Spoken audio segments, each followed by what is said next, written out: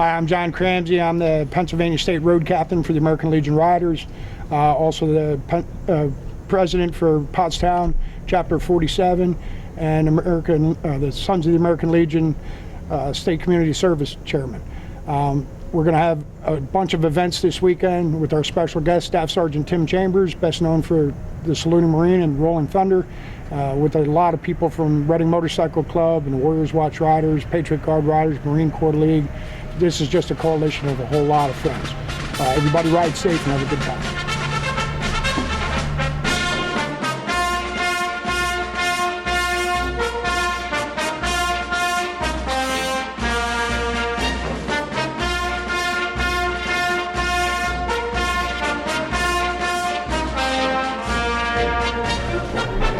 Hello, my name is Owen Torrey.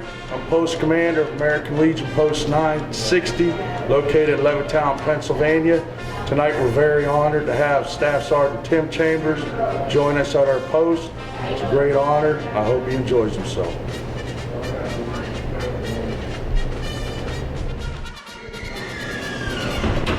Okay, I'm Norm here with the East Coast Biker TV, and it is my very great pleasure today to have with us Staff Sergeant Tim Chambers. Those of you that are familiar with Sergeant Chambers, at the Rolling Thunder Memorial Day in Washington, D.C., he is known as the Saluting Marine. Yes, sir. And he's here with us today with East Coast Biker TV, and I just want to give you very welcome and thank you for your service and for all that you've been doing over the years down in Washington. It means a lot to so many of us. How about telling us a little bit about how you got started doing this? Well, I was always into volunteerism, and I had the opportunity to become a partner with the Korean War Commemoration Committee while I was stationed in D.C. And I was out educating people about the Korean War. And it kind of tickles me that I run into people that actually came by my booth 12 years ago, right down adjacent from the Korean War Monument. And they saw me toasting over 60 bottles of sparkling apple cider, giving long overdue appreciation of the Korean War veterans and educating people about the Korean War. 3 days, I lost 10 pounds under the Korean War attire. I would jump out of the bushes and say, in June of 1950, North Korean forces crossed the 38th parallel, and just stare everybody down and bring them into the committee and into my table and my setup. And I thought I needed to do more. Next year I came out in my blues because it's a very emotional place on Memorial Day at the monuments. And I was out shaking hands, giving out hugs, thanking people for their service.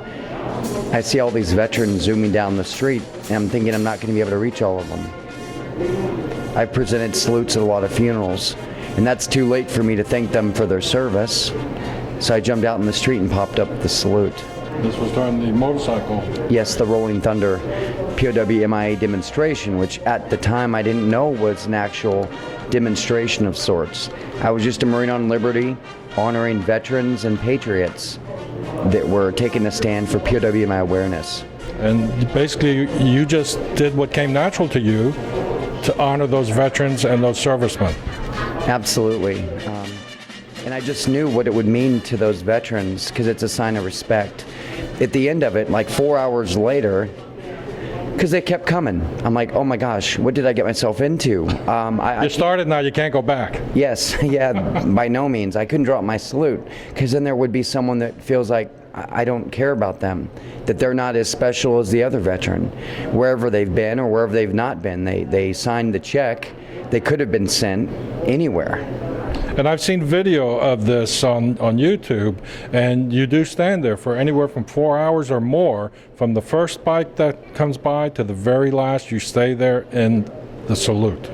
Well, it's kind of become a moral post because of the response. That first year at the end of the ride, both sides of the street rushed me and said, "Thank you, Marine, for giving me my welcome home that I did not get from Korea or Vietnam." And over the years, I've taken a weapon across country and did name readings and put the weapon in front of me so America could see that and learn. If they didn't know what it was about, they would know. I've had mothers run in between the bikes and hug me and say, "Thank you for honoring my son," or just simply, "You remind me of my son." Now, you, at the time, did not ride a motorcycle. No. So I find it interesting that someone who is not involved in the motorcycle community, which so often happens, we do so many great things as a motorcycle community with different clubs and organizations, and people just ignore us for what we do. And you, not being a biker, took this upon yourself to stand out there, and then not just that one time, but year after year. The response, what it signifies, what it means to all walks of life. A lot of people have seen that video and probably not even related to the biker world, but what it symbolizes, it's compassion for others. It's why we're the greatest country in the world, and that's what I teach our youth. We care about each other. We care about others. You know, we want equality and fairness and people to have the same opportunities. And it floors me every year. There's something very amazing that happens. And how many years have you been doing this now? 11 years. 11 years. That's a lot of time. That's a lot of hours standing there and saluting. And I never know if I'm going to make it. Just because I've done it 10 times, 9 times, every year, it surprises me that I make it to the end. And I'll bet you the welcome from the community there, from all the motorcyclists, they just opened their arms to you and just welcomed you right in. Absolutely. I get accepted in all motorcycle clubs, which I like because I don't want to start over and get on their yellow footprints, as I did when I joined the Marine Corps. Yeah, I remember those days at Paris Island, yes. And to be welcomed in, because I haven't found a club that isn't helping another American. It's like when I'm at a Harley dealership, it's more American than apple pie, in essence. The patriotism and love for the country and fellow man exists times 1,000 at all the biker events that I go around the country. And what you said about the bike clubs, like I said, there are, every club has some type of a charity that they participate in, whether it's servicemen or children, or it could be a cancer, or everybody's involved in something. But we so often, get overlooked in the community outside, because a lot of people have what I call a 1950s stereotype of what bikers are, the old 1950s movies about the biker gangs and stuff like that. But we've come a long way in those days, and welcoming you into our community is only natural because you've welcomed us into your heart. And that, I've talked to many people that have been down there at Rolling Thunder, that they came back and what they said about just seeing you standing there and holding that salute as they rode by, it meant so much to them. The bikers kind of have the same stigma as a Marine, because you're only going to hear about a Marine when they make a mistake. And that's the problem with our society. So that's the same exact thing with the biker world. You're not going to hear the 100 times they did something good in that one biker out of how many million, or even a biker club, and people are so threatened by a patch on the back of a vest to come into an establishment. And I think that all needs to end. And I've been validated by a lot of combat Marines. The Army Sergeant Bobby Hinline, 47% of his body was burned. He survived an IED explosion. 4 of his soldiers perished in Iraq. And I got to spend the day with him yesterday, inspiring kids to further their education and to look at us as role models in essence. And then I spoke to the community in Nebraska in the evening about being good Americans and caring about each other and showing compassion and just reaching people. And I love doing that everywhere I go. And I know about the wars, so I can talk about every war and ask you questions that might surprise you. Well, I told you I was a Vietnam veteran. I feel very fortunate that I did not see much in the way of combat. I was Marine Air Wing, stationed in Da Nang, just before the pullout.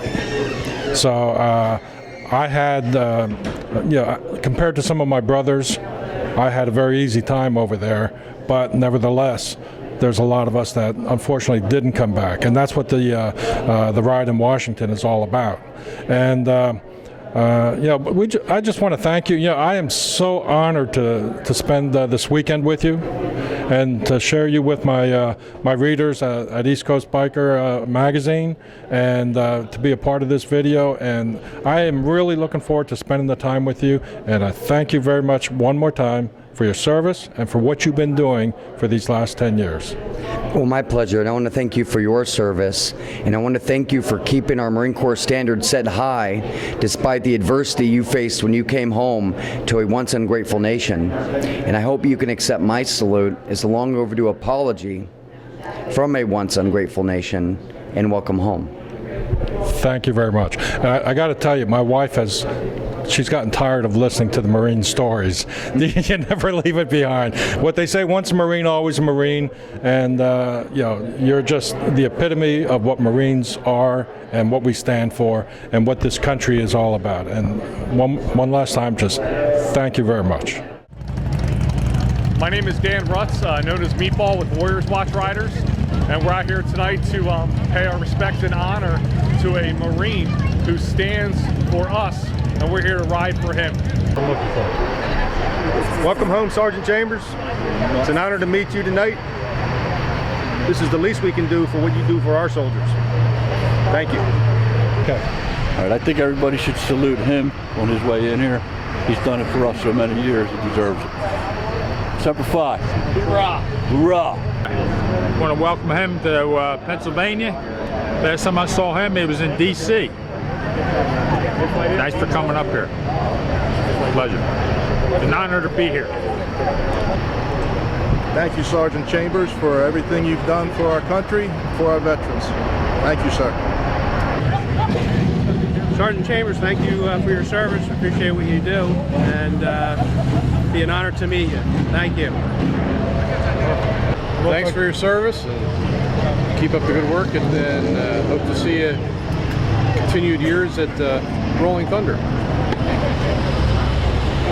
Staff Sergeant Chambers, saw you on television a lot of times, always wanted to meet you. I appreciate the job you do. My son's a sergeant in the Marine Corps. Thanks for all you do. This is my granddaughter, Adriana Nuber, and she's 3 years old. Yeah. And the prettiest little thing I know, and she's good for my heart. Right, baby?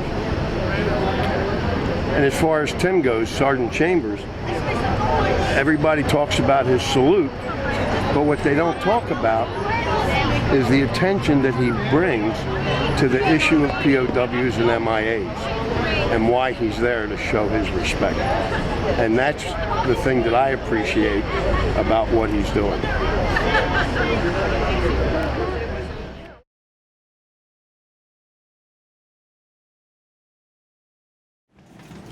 With American Legion, Post 47. Through these walls walks our nation's unsung heroes. I stand in honor of your service and continued commitment in honoring veterans of all generations. Press on in honor of our fallen brothers and sisters. Thank you. My pleasure. Kenny? Tim, you can stand this one as well. It's for the VFW. VFW Post 780. I stand in honor of your service abroad. A part of you may never return home, ever. But what you left behind in countries you fought in will never be forgotten by the people you saved. I will not allow this nation to forget. Thank you, sir. My pleasure. Absolutely. My name is Jason Leone, one of the founders of an organization named Vets for Vets out of Pennsburg, Pennsylvania. What we've done is we purchased an old post office building that we're renovating to do transitional housing for veterans coming back from Iraq and Afghanistan to support their transition. Whether they may have post-traumatic stress, possibly traumatic brain injury, or any other sort of readjustment issues from the military life to the civilian life. We're not just going to provide the vocational support as well as educational assistance, but plug them in at the community level to support some of the senior veterans in the community surrounding our home there in Pennsburg, Pennsylvania.